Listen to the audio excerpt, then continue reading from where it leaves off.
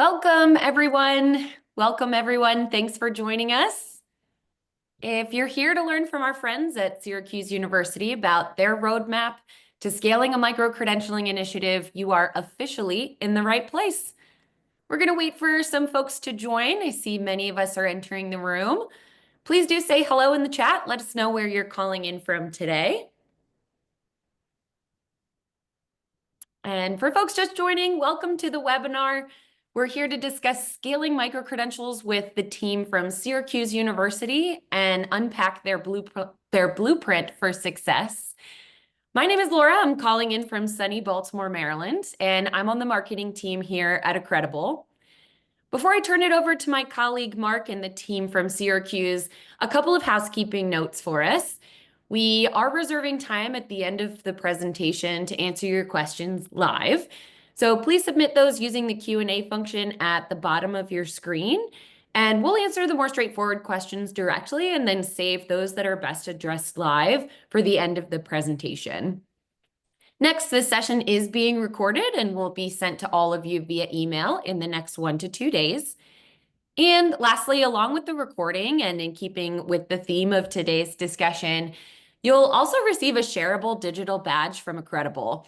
And we encourage you to share that badge on platforms like LinkedIn, just to mark the investment that you made in yourself and your organization and being here today, and to keep the conversation going within your networks.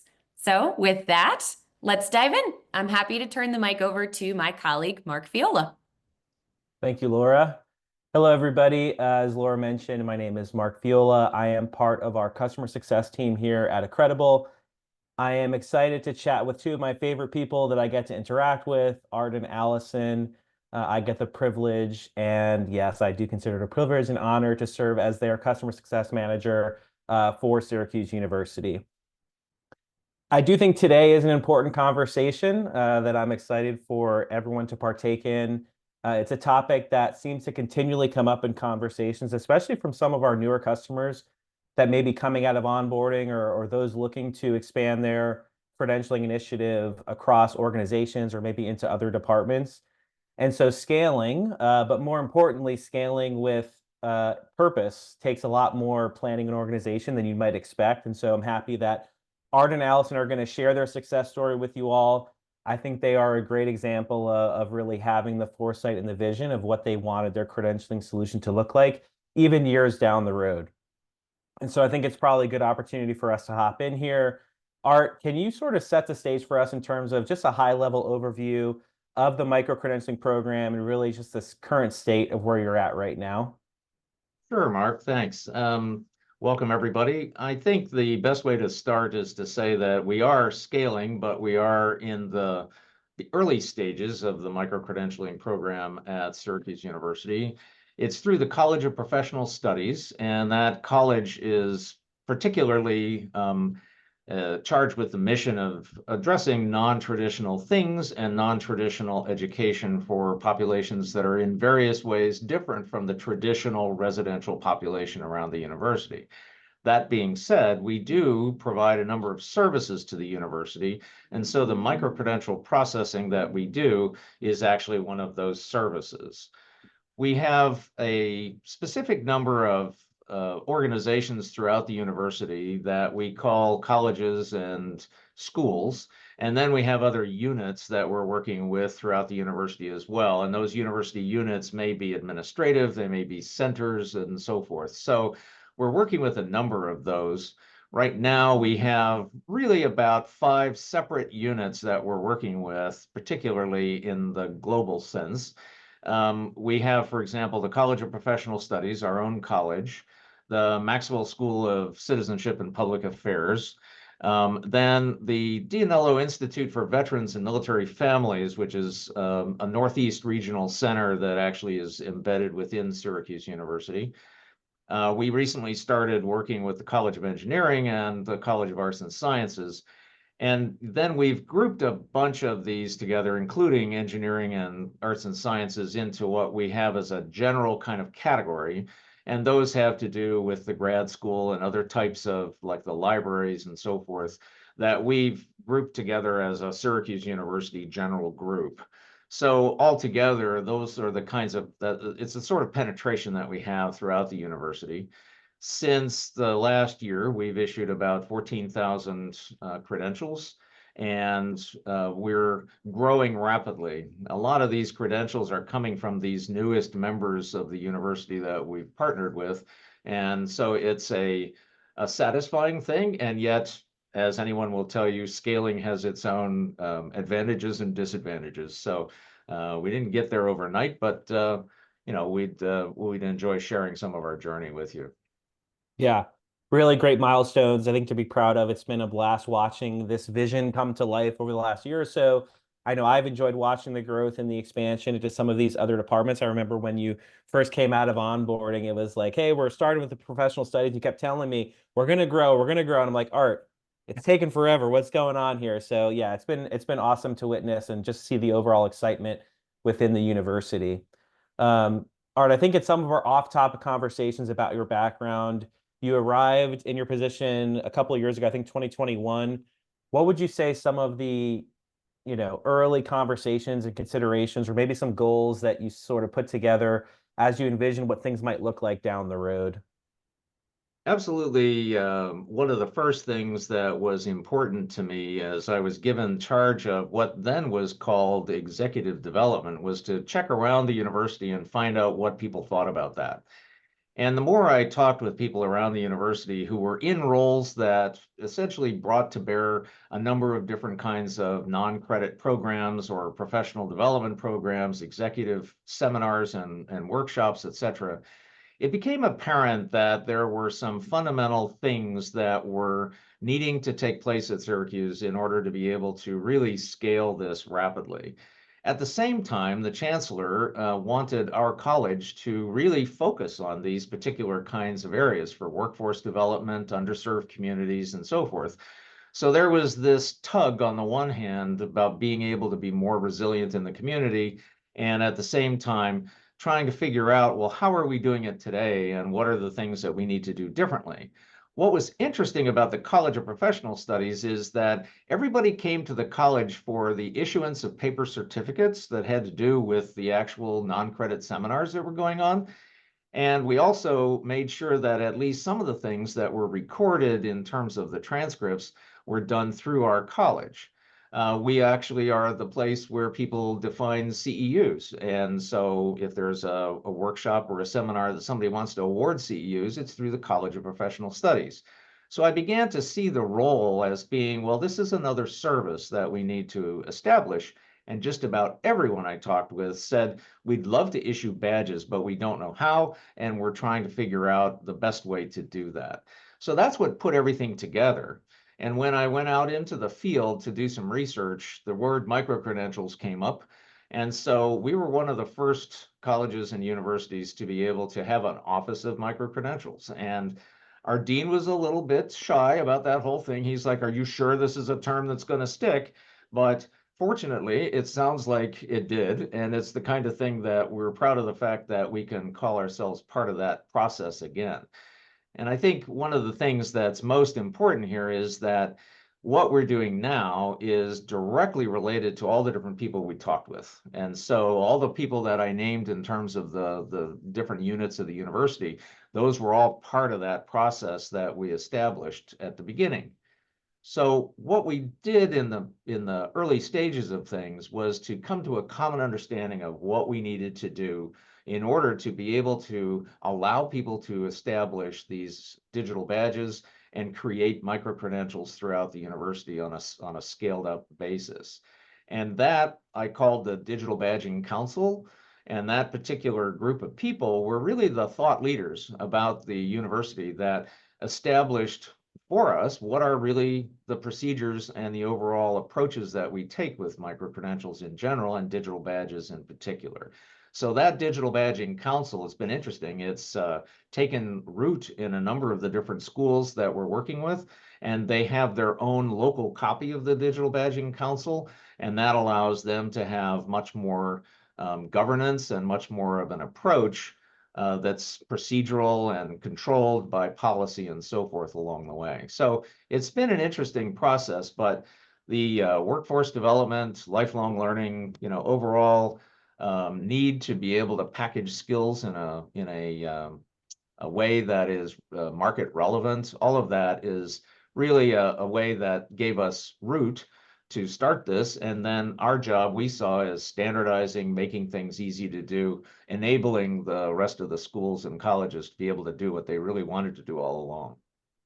Yeah, I think it's important, especially when it comes to higher education, to having like a governance and framework, like you had mentioned, or even just having that committee. Especially when it comes to scaling, it's sometimes we'll partner with organization, it'll just be a free for all, right? Like That's in right. terms of designs and branding and taxonomies, and I think having a clear guideline to sort of keep everyone in check really sets the credentialing strategy up for success, especially when it comes to bringing on new opportunities within an organization. You're able to essentially just hand them the keys, and it makes it much easier for them to adopt the platform. So I think you did it the right way. It might have taken longer than you expected, but it's going to be so much easier for everyone else at the university to sort of adopt this work that you've done. And I've seen the framework that you've built out. It is Nobel Prize worthy, I will tell you that. Oh, thank you. Yeah, Yes. it's one of those things that everybody contributed to that, and the idea of having such a document, having such a framework came up early on, that we really needed to establish what badges should look like, what badges could or couldn't do, how we needed to be able to allocate different types. And even in the process, we forecasted the concept that there would be both credit and non-credit badges that were issued, and even there's no reason why we couldn't have issued degree badges. So altogether, it was a comprehensive effort, and people were really thinking ahead, which was a lot of fun. It was something where we could brainstorm and really blue sky the whole concept, so that we got on paper those things that would allow us to do all that. Yeah. I'm seeing in the chat just everyone basically agreeing. We built our badge style guide first thing. Seemed to be important. You are correct, Derek. It's very important. So glad to see that you did that. Okay, so everything is aligned now. The framework was approved. Allison, let's bring you in here. You've been such an integral piece of the success, truly managing the day-to-day operations. I know you and I speak a ton. How did you introduce this idea of digital badging across the university? But more importantly, you can see here we have an example of just a student sharing on a social media channel. More importantly, how did these students and recipients of the credential react? Definitely. So we worked with each college and unit across the campus on how to best introduce the digital badges to their students.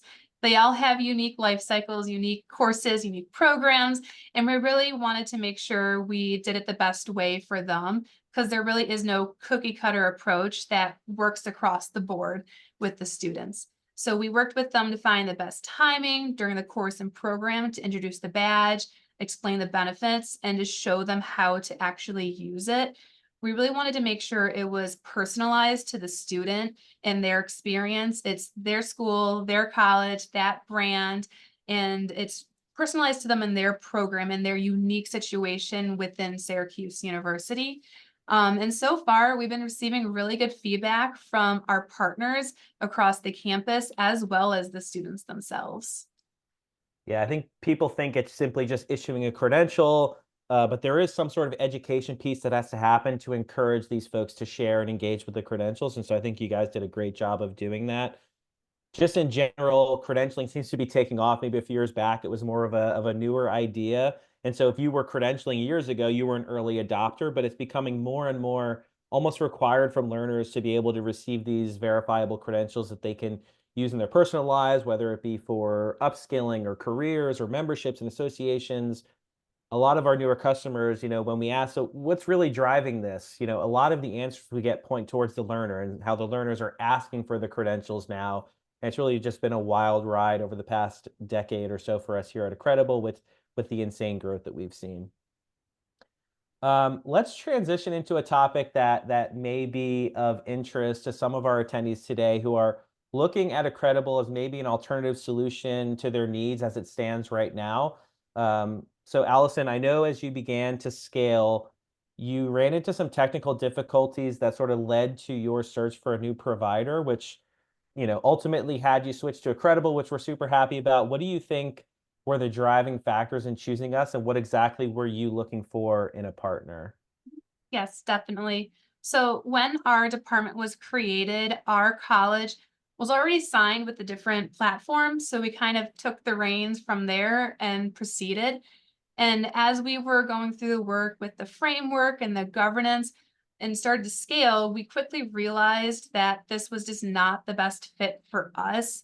One of our biggest issues was that we didn't have a dedicated representative who we could truly partner with to solve some problems that we were having, bounce ideas off of, and help us get to a more scalable model.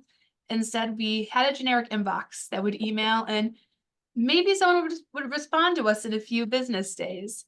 And we didn't have a lot of opportunity for branding and customizing that student experience when they received the badge. They didn't see our logo at the top. They saw that platform's logo and they were confused what was going on. So a lot of issues with that. And to top it all off, the data analytics was atrocious. Think we're issuing badges to 200 senior level military and government officials, and their data was showing 550 shares to Pinterest. That is not making any sense. And that was a few months it took, and it ended up being, yeah, we can't help you figure out what the issue is. So we're like, this is not going to work. So I sat down with Art and others in the building to discuss this and also have a decision and come to the decision that in order to scale and legitimize what we're doing, we have to make a change. We were pretty desperate to find another platform that would give us the branding capabilities we were looking for, accurate data, and allow us to customize that student experience. And above all else, have a dedicated representative that we could form a partnership with and who we could rely on to help us grow. And we found all of that and much more with Accredible. We've been blown away from the start with the platform and all the features and capabilities. And we're able to grow a great partnership with Mark, who has worked with us tirelessly to address new challenges and new ideas that have been coming our way and to help us get to a scalable model. And I can say for a fact that we wouldn't be in the position we are today with digital badging and to take on any more unique opportunities if it wasn't for Mark and the team here at Accredible. Yeah. Well, I think you're only saying that because I'm here in front of. No, I'm just kidding. Thank you for those kind words. No, it's been a pleasure to partner with the university. I think that's really helpful for some of us who may be watching in the crowd today, trying to determine what's the most important thing that we should evaluate when it comes to a credentialing partner. And I think that each individual platform will have its own niche in the market, right? And it's important to understand what makes the most sense for your organization. Allison, I know for you, it's data and data analytics, because all of our conversations are generally centered around share rates and open rates and how are they receiving the badges. And so it's great that we can measure the success of your platform directly within Accredible in an easy to use fashion. All right, Art, let's bring you back in. Can you give us some insight? I know, we've partnered with all of these different colleges and programs throughout the university. How did you go about introducing badging to the other schools and departments? You can see some of the names listed here. Was this an easy pitch for you? Well, I will say that it is not necessarily an easy concept. The idea here was that we needed to arrive at a common ground of what these represented. There was an effort by the provost's office to try and standardize a little bit of the thinking along these lines. But by that time, we had already talked with a number of people who were doing non-credit work throughout the different schools. And it was really an opportunity to just keep them up to date with things. And as those thinking processes came along in each school, they would then come to us and say, well, could we do this, or could we do that? Or what if we wanted to do these things? How would that work? And so there was a lot of this back and forth. The document of frameworks that I had created with Allison we sent out to the deans and associate deans in all the different colleges, and then the directors of the different units that were responsible for any of these types of non-credit scenarios. And that helped to stimulate concepts, but it's like a billboard on a highway. You don't necessarily know that the message has reached you until the target audience that you're looking for comes back and starts asking questions about, well, how do we go through and do this? What I was encouraged about was the fact that one by one, deans of the different schools would reach out to our dean and say, so we hear you're doing this. Is this legit? Can we count on the college to do these sorts of things? You know, how does this work? And then he would bring Allison and me into the topics and discuss them with the different schools. So it was a piece by piece conversation, and a lot of it was tailored to what those individual schools wanted to do. We had to understand how to flex with the different requirements. In the case of the Danello Institute, you can see that their logo is different from the rest of things. And so that's because they're really a Northeast center for veterans, for veteran education. And as a result, they had to preserve certain looks and feels because their donors were really very rigid about that sort of thing, rightly so. So we had to bend and flex a little bit in terms of the way things looked and how the different badges were issued. So this was something that really took time as we went through from unit to unit across, but a lot of this is now coming in larger scale. We're getting more and more, I would say, Allison, probably every few weeks, we get an inquiry now from a new unit.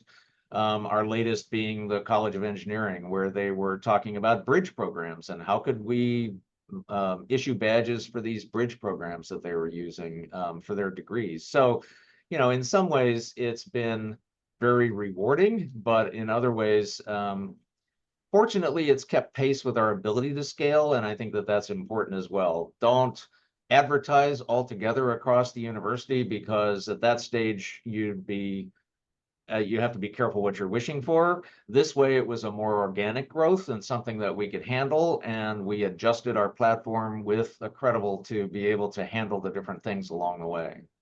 Yeah, that seems like that would just open the floodgates. If you're like, hey, we're doing digital badging, everybody submit your requests. Right. That could be a recipe for disaster. So I kind of like your approach there. Yep. And also, I think, you know, we came up, so a few people from Accredible came on campus, which if you've never been to Syracuse, and I would recommend going in the fall, which was, I think it was about a year ago that we were on campus.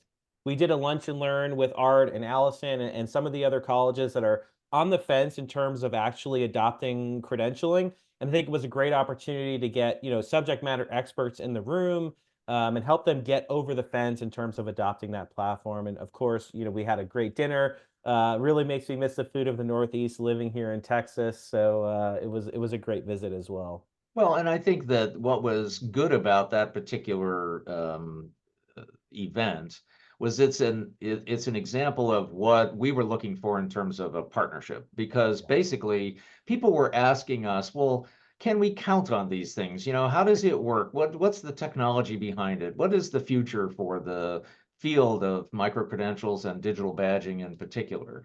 And having the folks from Accredible there in person allowed these people to come in and actually meet the people who were responsible for the platform and create the options for answering questions and creating these future scenarios that then all of you can take account of by answering their questions. And it just, from that point on, everybody was like, okay, now we understand. Okay, let's do this. And it was really a groundswell that occurred right after that point.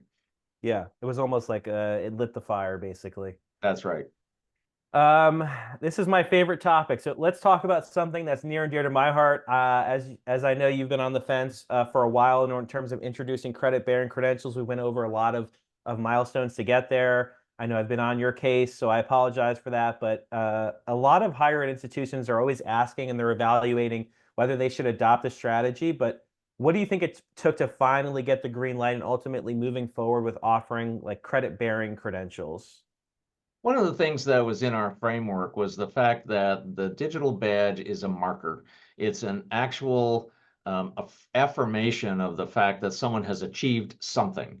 And we had three basic categories. You could achieve a non-credit type of learning goal, you could achieve a credit-bearing learning goal, or you could establish an honor or an achievement in general. And so we have different badge views that look differently for each of those types of things.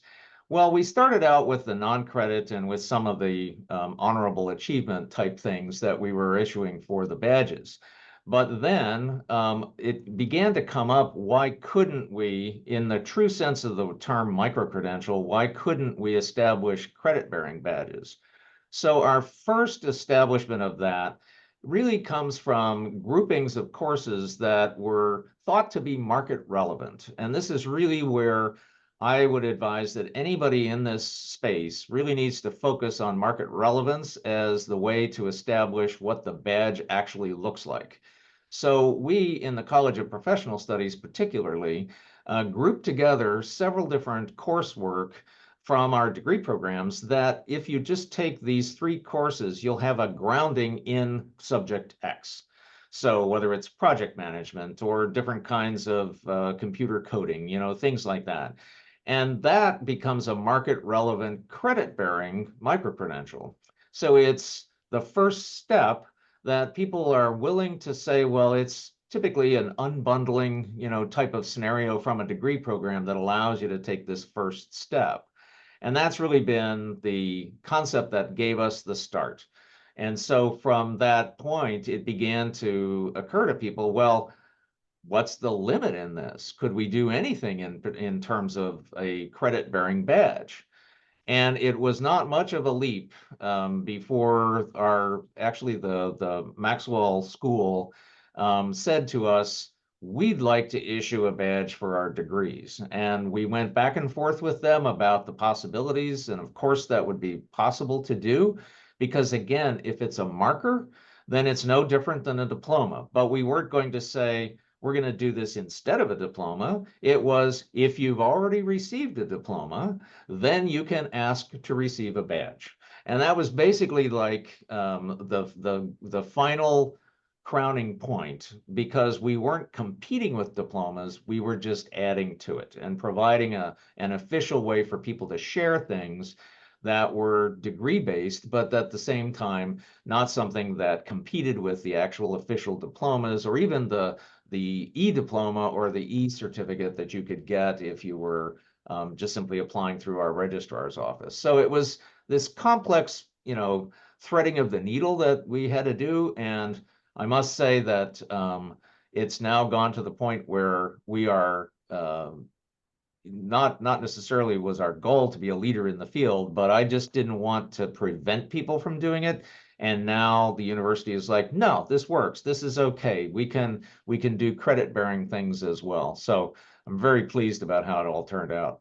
Yeah, you and me both. I think one of the most common topics in communications on the customer success side of the house is we'll generally start like with you, a professional studies or executive education program, and eventually the credentialing idea spreads like wildfire.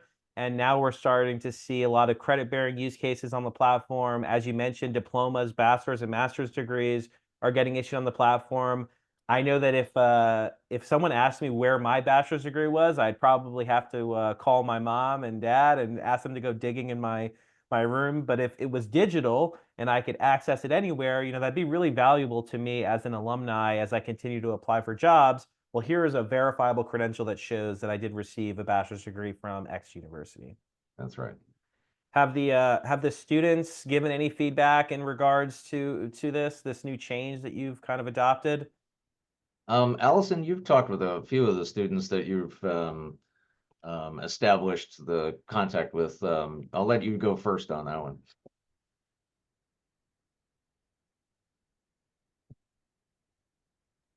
Sorry, coming back from a sickness here.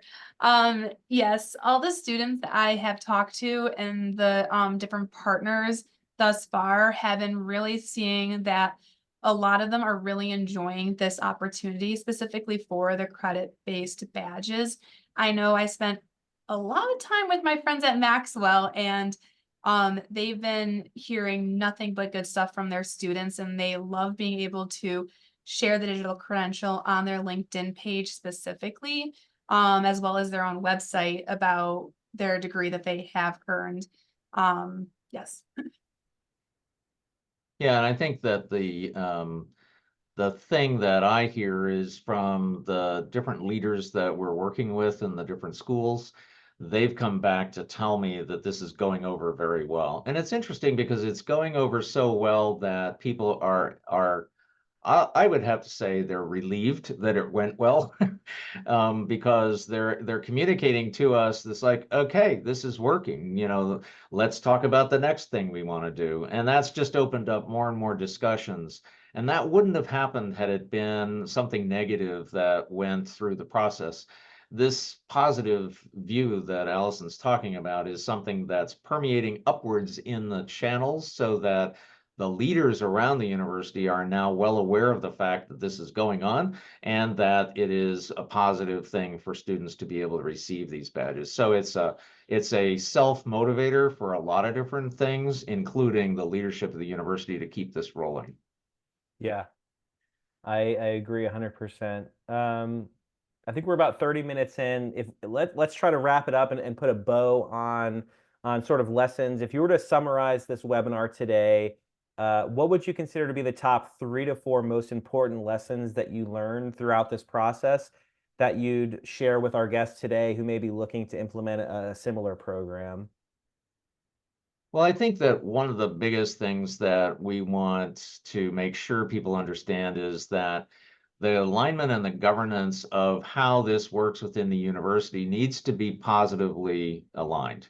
This is something that even when we were in discussions about what the badge should look like, what the approaches should be to issuing it, my main concern, and my background is in education and instructional design, was that these concepts really had to fundamentally align with what the university's overall approach to education was. This is who we are. We're an education provider, and we need to be able to align to that.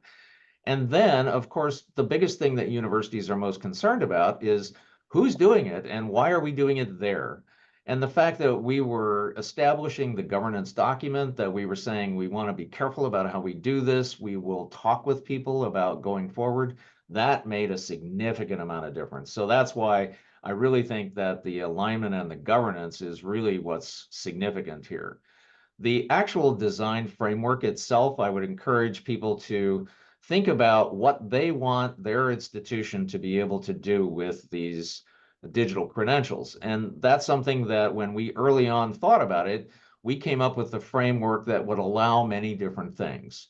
And so that framework is really important. It's what is it that you're going to do in order to be able to accommodate these requests when they come in? Is it going to fit or is it not going to fit? And it really allowed us to be able to be flexible, but at the same time, we could say, well, you fit into this category, so let's issue a badge that looks sort of like this. And that really helped because it felt like to everybody else that we had already thought of it. And so we weren't inventing a lot as we went. There's no question in my mind that our partnership with Accredible is responsible for a lot of our success. That partnership is really something that's important. The partnership means that they will help you over hurdles. They'll give you insights into the rest of the field. Just being able to talk with Mark and others there at Accredible about, well, what's going on out there with regard to degree-bearing badges? What do you see out there?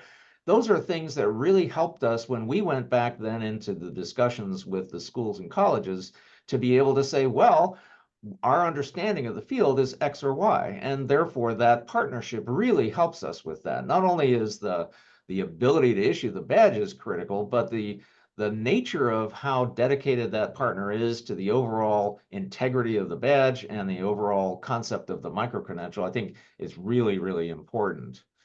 And then last but not least, Allison, I'll let you take the data and insights part. Yes, the data and insights is such a huge part of what we do. And a lot of our different departments and schools and colleges across campus, a lot of them are like, well, we'll test this out and see how it goes. So it's been a really big, important, it's been very important to us that we have this data at our hands so we can make some decisions on, okay, this one in particular, it's doing very well. Students are very engaged with it. We're seeing a lot of people open and doing this, and we're able to kind of adjust how we do things from there.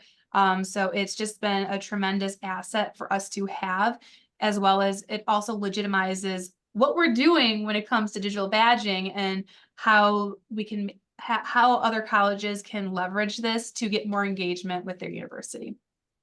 Yeah. All good things to consider. I know we have tons of folks in the chat that would agree with you. Art, Allison, thank you so much for joining us today and sharing all of this great information that's hopefully going to help other customers here at Accredible and just credentialing in general scale their operations with purpose that we talked about. I think we have about 10 minutes left. So Laura, I think we may have some questions.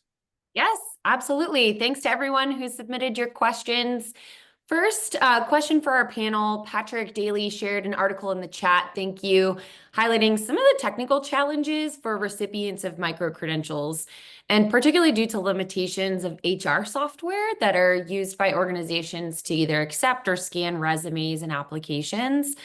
So have either you heard of some HR tools that have solved that problem or some other ways that your learners are making sure the skills they're gaining are easy to share and prove in the job search or in the promotion process? Sure. Well, I think that this is a very real issue that's out there with regard to just digesting the badge by an automated process.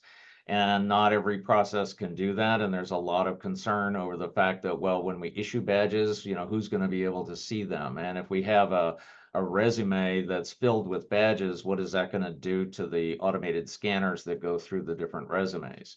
What I will tell you is that everything we're hearing from the people who develop that software is telling us that it is coming. So it's not something that is going to be, in the distant future. This is something that they know is an issue. I mean, badges have been issued by a lot of the tech companies for a long, long time. And so it's not like this is a new concept. It's just that now it becomes more frequent. And the software companies that are helping people hire people are recognizing that they do have to figure this out, and that as long as the open badge protocol is what's being used, that's really where these software companies are focusing on. And I personally don't think it's going to be a long time before we've cracked this barrier. Thanks, Art. Yep. Also on the roadmap for Accredible integrating with tools in the future that allow this to be an easier process for learners to both share and prove the skills and experiences that they've earned through programs like those offered at Syracuse to their future or current employers. Switching gears a little bit to talk about the instructional design of your programs. From Vernon, are all badges associated with a career pathway or stackable or some standalone? There are some standalone, and it has to do with the nature of the instructional process that's involved and whether or not it ties into something directly. What I will say is that we look at things as to whether something is terminal in terms of the actual program type that it is, or whether it's something that can be a series of different kinds of educational experiences. And everybody can't predict that when they start out with a micro-credential, but it's something that we ask people to really do some visioning on this. So, for example, we're working on a credential right now that's ethical use in AI, and that's something that, when you think about it, it's right now a very compartmentalized standalone process. It doesn't have to be tied to anything particular. However, as we're discussing it, what we're realizing is that it could very easily stack into various programs around the university. So I think the word on this is to keep the open mind with regard to the fact that make the credential rigorous, make it something that is assessed, And we don't issue a badge unless something is assessed in terms of learning. So what that means is that you're always providing for the option to be able to stack it into something that is that it has credit, or into a future larger category of skills and marketable relevant career ideas. So that ability to take it from the atomic level and make sure that it is assessed and that learning is measured, that the actual process is very carefully done, that speaks volumes then for how you can make that stackable in the future. And we've done that with a lot of the different programs already. Great, thank you. Couple questions for you, Allison, potentially you as well, Mark, around analytics and the data that you're gathering and using to make some of these changes and optimizations for what we're offering and then the overall student experience. So can you highlight any of the analytics that you're using in the Accredible platform? And then Allison or Mark, are you noticing in any way that the badging platform or the badges themselves are doubling as a discovery engine for new prospective learners? Definitely. So each of our partners across the campus, they focus on something a little differently. I know my friends at Maxwell, they are obsessed with LinkedIn sharing, like super obsessed. So that is obviously something that they are very focused on. But most of my other partners I'm working with, they are looking more at the open rate, the engagement, what the sharing looks like. And there's one that actually, there's a really cool feature within Accredible where they have like the top 5 influencers within the past 30 days. And our friends at the Daniello Institute for Veterans and Military Family really like that because they can see exactly who is sharing the badge and who from their network is engaging with that. And they're seeing that that's in turn getting more referrals to their program. So that is very exciting. I have noticed that some of our on-campus recognition badges that we give to students, like the student ambassadors, for instance, or orientation leaders, that they are finding a lot of their friends and colleagues are like, this is cool. How can I actually get involved with this? Even though they know their friends doing it, but they don't ask until they see the digital badge on their social media platform. So we are seeing a lot of the traditional college students engaged with it, as well as some of our non-traditional students as well. Yeah, I think just to piggyback on that, I think the analytics piece and the data that we can provide is going to be a great way for you to measure the success of what you're doing on the platform, right? So if we just simply give you a platform but not tell you, hey, who's sharing, who's opening, how many referral clicks are we generating back to your website? For those that are looking to grow programs and measure the success, Accredible is going to give you all of that.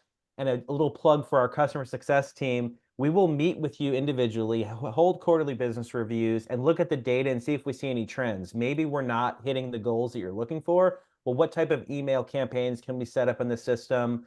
How can we rearrange the email templates to encourage more shares? How do we educate? How have successful programs like Syracuse educated their students and recipients to have a high share rate? And then we basically share those with you to ensure success within the platform. So data and analytics is near and dear to all of our hearts, as you can tell. Absolutely. Thanks, both of you. We have time for maybe one more question. This one's from Noah, probably for Art. Can you say a little bit about the role of senior or executive sponsorship in helping to get you in front of the schools and colleges that you've kind of brought into the fold? Very much so. Our dean, particularly at the college, has been really one of the architects of this overall process. He and I have had numerous discussions in the early stages about what the potentials were and what the issues might be. He carried those messages to the chancellor, to other deans. He's used it as an actual point of discussion in a lot of strategic discussions about where the university is going and how we can best get there. And I've been told by the dean that in these discussions, everybody is very serious about it. And as such, when we get, for example, the College of Engineering, when they come to us, We met with the associate dean, who actually was briefed on this by senior leaders within the university, as well as with the dean of the School of Engineering. And so that particular process allowed them to feel that everything was a legitimate and or a defined process that we could go through. The Maxwell School is another perfect example. The Danello Institute for Veterans and Military Families. These are all senior leaders, dean level, associate dean, people who are actually making the strategic moves within the units. And that has been highly valuable. It's something that we started at the grassroots to be able to help people understand that they could talk to their dean about this sort of thing. And that has helped. And our framework really went into the grassroots level first. But then when it became evident that this was something that people wanted to do, we immediately went to the top levels. And our dean, particularly in our college, helped to really champion that whole event and make it a thing to talk about in the university. Fabulous. Well, I want to send a heartfelt thank you to our panel, Allison, Art, and Mark, for your time and your expertise. Before we break, we have a lot of outstanding questions in the chat, such incredible engagement from all of you here attending with us. We have an outstanding offer for you from our credential strategist on the professional services team. We talked a lot today about the importance of a credential framework and a strategy around governance to make sure that each micro-credential and then all of the learning pathways that we're building for professionals and students have meaning, value, and credibility to learners and employers. And our professional services team is offering a one-on-one consultation over Zoom, and it's designed to tackle those strategic challenges exactly. And then, of course, position your program up for growth, very much like we heard in today's story of Syracuse University. So to sign up for a credential strategy sprint, just scan the QR code on your screen or follow the link that I just shared in the chat. And then a member of our team will be in touch to schedule your sprint session. Secondly, many of you mentioned that you'll be attending the Convergence Conference in New Orleans, Louisiana, in the US at the end of the month. Our team will be on site and participating in 3 sessions around micro-credentialing strategy on Tuesday, October 1st. So please stop by and say hello to our team in the exhibit hall, and then, of course, before and after our sessions that Tuesday. One final reminder, the recording of today's session will be delivered to you via email this week. I want to send another heartfelt thanks to our panel and to each of you for spending time with us today. That's all from us. Make it a great week. Thank you.